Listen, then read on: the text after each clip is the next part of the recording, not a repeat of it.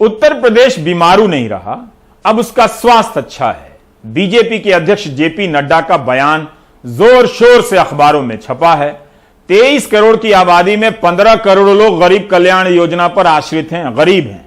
बीमारू नहीं कहेंगे तो क्या गरीब कह सकते हैं? रविश रंजन की यह रिपोर्ट बता रही है कि गेहूं की खरीद में कहीं घोटाला तो नहीं हुआ है।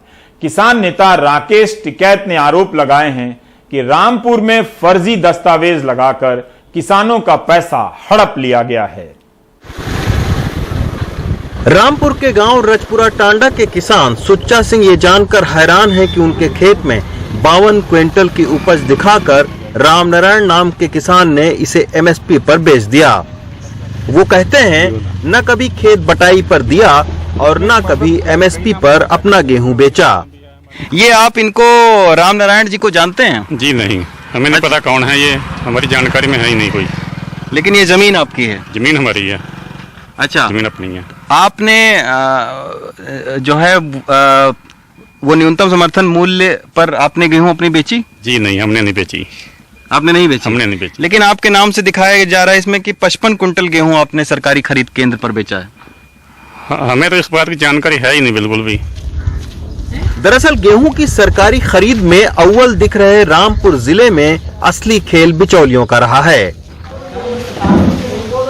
एनडीटीवी ने जब दर्जनों किसानों के समर्थन मूल्य पर बेचे गए गेहूं के दस्तावेज की पड़ताल की तो पता चला कि बहुत सारे किसानों को फर्जी बटाईदार बनाकर बिचौलियों ने गेहूं बेचा है।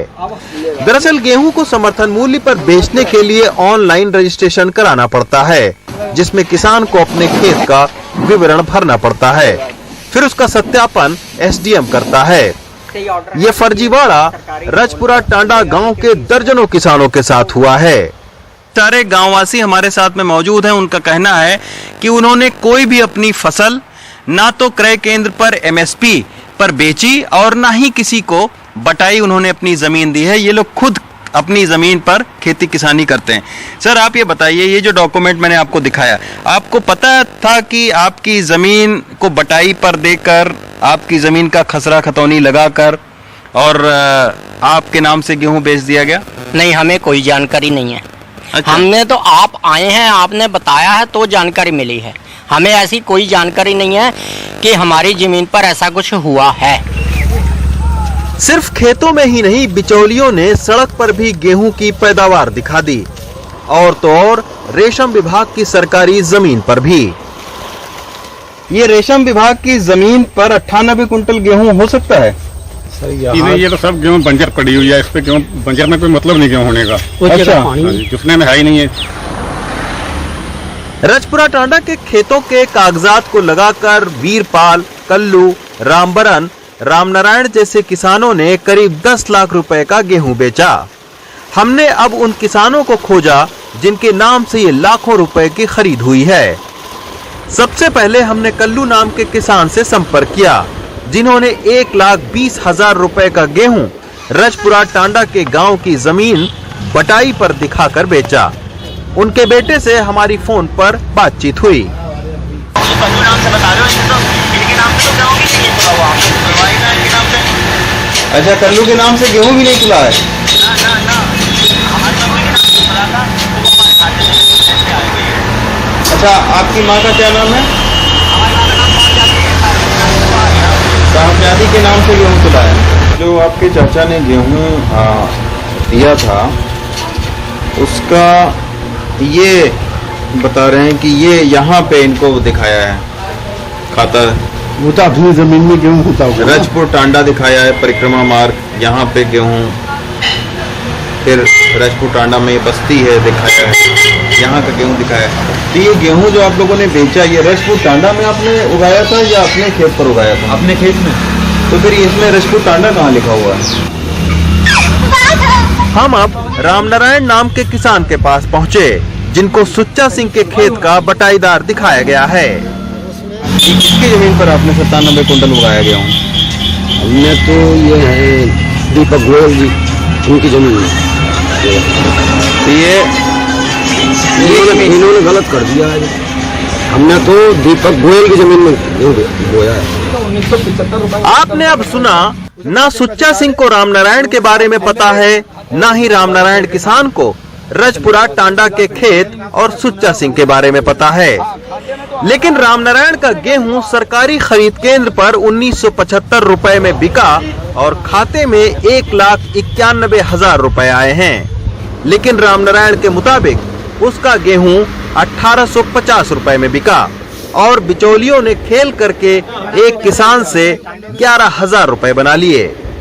सरकारी क्रय केंद्र पर बेचते हो तब कैसे आखिर 1700 रुपए रेट मिल रहा है? देता ही नहीं है कोई, 1500 का नहीं मिलेगा अगर वहाँ नहीं जाएंगे तो। ये घपला करते हैं। केंद्र पे कोई नहीं लेगा, ये कभी किसी से जांच नहीं करी सरकार ने। नहीं तो आपका जो खाता नंबर दिया, आपको 1972 रुपए के हिसाब से आपको पैसा मिला? ना हमें मिला 1850 रुपए के हिसाब।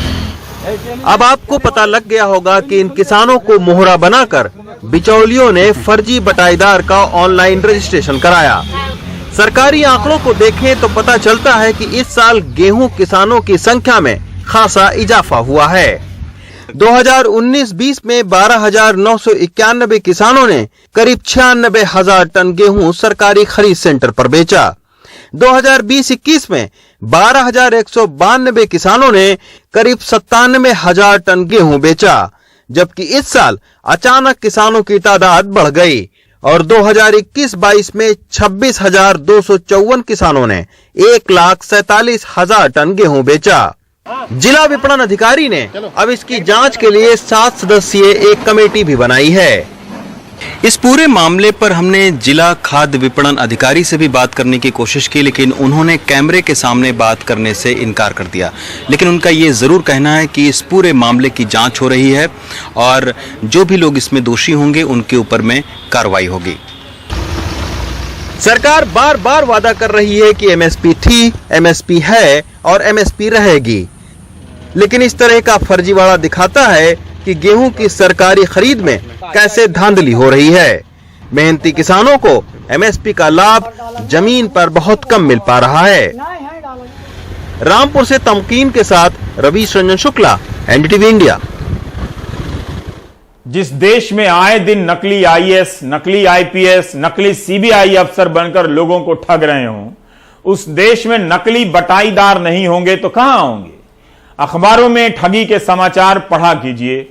राजनीति में ठगे जाने का यह मतलब नहीं कि हर दिन ठगे जा रहे लाखों करोड़ों रुपए की खबरों को आप ध्यान से नहीं पढ़ेंगे। Do you get my point?